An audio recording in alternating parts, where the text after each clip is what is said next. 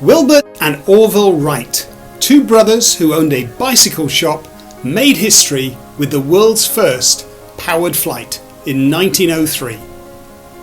The flight lasted about 12 seconds and the Kitty Hawk Flyer travelled about 50 metres. It's incredible to think that just 56 years later, Neil Armstrong stepped foot on the moon.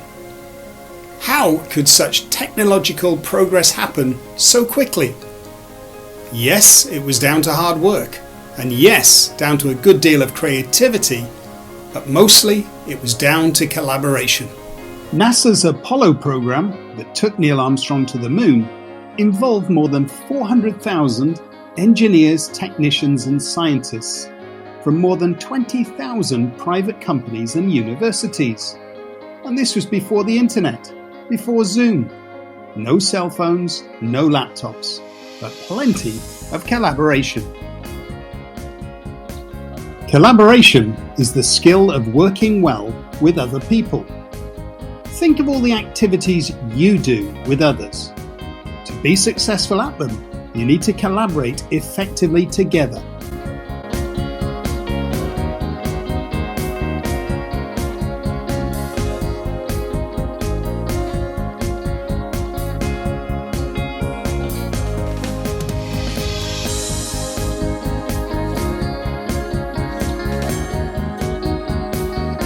When you collaborate, you could be working with a partner, a small group, or a large team. Generally, the more people involved, the harder it becomes. And this is where sayings like, "too many cooks spoil the broth," come from. But it's a key skill to get good at. You collaborate from the moment you arrive at school. You collaborate to connect with your teachers and fellow students. You need to collaborate in every lesson, during break times, and when doing after-school activities. It's one of the most important skills that companies are looking for in their employees. It's a skill you will need throughout your life. There are lots of advantages to working with other people. Firstly, it's unlikely that one person has all the necessary skills to complete the given task. Everyone brings their own unique skills to the group. Take building a house.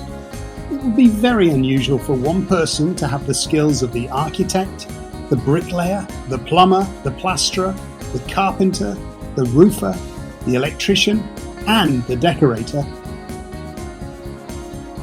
Secondly, other people bring different points of view to your discussions. In this way, and through the exchange of knowledge, you will learn from working with other people. Advantage 3. Two brains are better than one.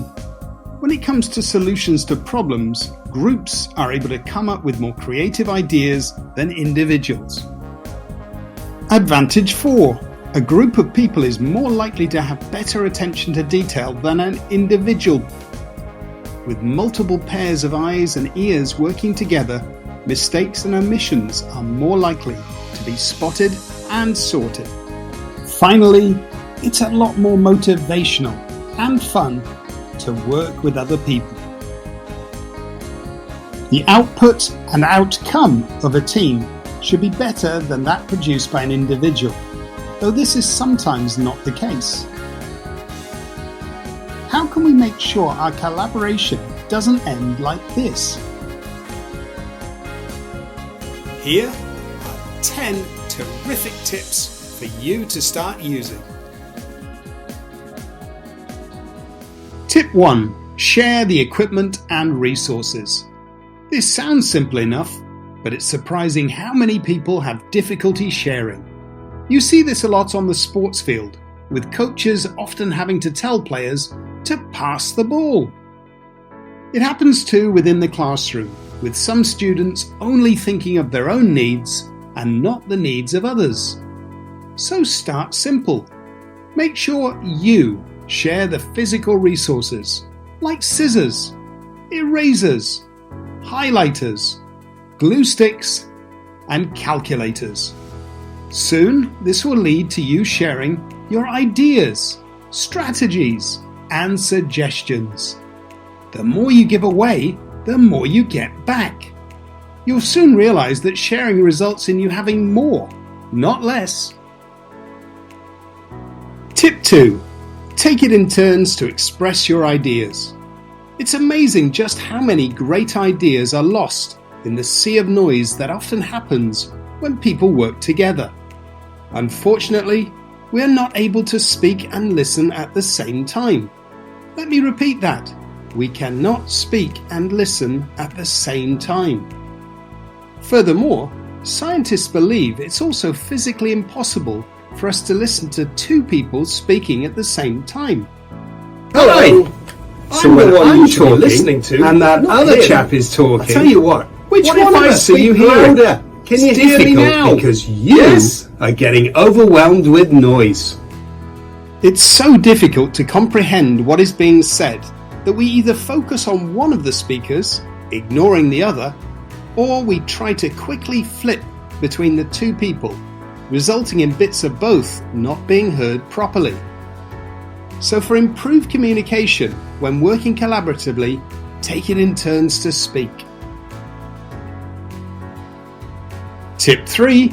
Get yourself involved. One of the advantages of working in a group is that you get a wider range of ideas and viewpoints. This only happens though if each member of the group is prepared to share their opinion. So whilst listening is certainly a key skill when working collaboratively, you must also be prepared to talk. Tip 4. Sit in a position that will help you to be involved. How your group is sat makes a huge difference to how well you communicate and how effectively you work together. Yes, it's up to each member of the group to make sure each person is being included, but you can help the situation by positioning yourself in a place that will help you become more involved. When working as a group, there are many ways to arrange how you sit, and the best way depends on the activity you are doing and the people involved. But don't just accept the position the chairs are already arranged in. Move them so that you are sat in a way that helps promote collaboration. Tip 5. Show respect to those with whom you are working. Often, we don't get the chance to choose who we are grouped with or partnered with, and whilst this can have its advantages, it can also make collaboration more of a challenge. When partners are assigned, your reaction is key. We've all seen it. Partners are assigned, and this is the reaction of one of the people involved. How would you feel if you saw a reaction like this from a person you were about to work with? Okay, so when groups are assigned, you might not feel like this, but at least greet your new teammates with a smile. Tip 6. Celebrate and acknowledge other people's efforts. It's great celebrating with your teammates when someone in the team has done something special like scoring a goal. After all, it might help your team win the match or win the competition.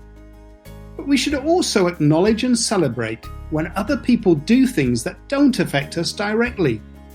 A good collaborator is pleased when other people do well. Tip 7. Stay focused on the task set. Manage your time effectively. Often when we work in groups, there are more things to distract us. Perhaps we focus on what other people in the group are doing, or we end up having conversations that have nothing to do with the task you're supposed to be doing. When you have a strict time limit to complete a task by, these distractions often result in a mad panic in the last 10 minutes to get everything completed. So try to be aware when your group is losing focus and get yourself back on track. Tip 8. Express your ideas confidently, clearly, and assertively. When you express your ideas, it's important that all members of your group hear what you have to say, so speak clearly and loudly. For them to be influenced by what you say, you also need to project confidence, so speak assertively. Explain what you think and why you think this. When talking, Have plenty of eye contact with your teammates and use your hands to help emphasize what you're saying. Tip 9. Identify and appreciate the good ideas of others by acting on their suggestions. Followers get bad PR. They're often considered inferior to leaders. But it's worth noting that leaders have no one to lead unless somebody decides they are worth following. It takes foresight and sometimes courage to follow a leader, especially if you're one of the first followers.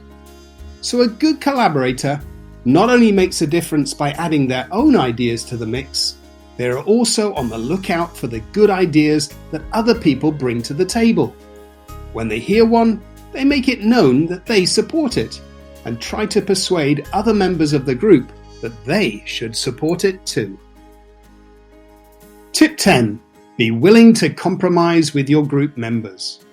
It is through compromise that groups make quicker, fairer, and more amicable decisions. If members of your group are unable to compromise, then at best, you end up with at least one team member feeling unhappy, unsupported, and not included. At worst, you'll end up at a standstill with the group unable to move forwards. Compromise needs a little give and take. Perhaps the final decision will not be totally to your liking, but there will be elements of what you want included somewhere. A good way to look at collaboration is to imagine that you are baking a cake together. Whilst one person may influence what goes into the cake more than everyone else, everyone should be able to add some ingredients to it. So there you go. 10 top tips for you to put into practice next time you're working collaboratively. Do this and not only will you be happier working with other people, but they'll be happier working with you. What's more, together you will have great success.